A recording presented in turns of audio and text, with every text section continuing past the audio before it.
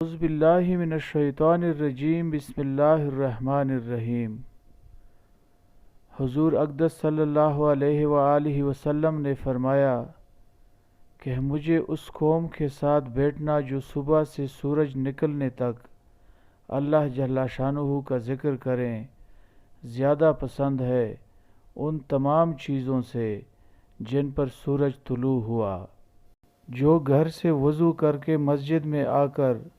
فرض نماز فجر پڑھے تو اس کے ہر قدم پر ایک نیکی ملے گی اور ایک برائی مٹا دی جائے گی اور ایک ایک نیکی 10 گنا کر دی جائے گی۔ پھر اگر نماز پڑھ کر مسجد سے سورج نکلنے کے بعد گھر واپس آئے تو حق جل شانہ اس کے جسم کے ایک ایک بال کے عوض ایک ایک نیکی لکھ دیں گے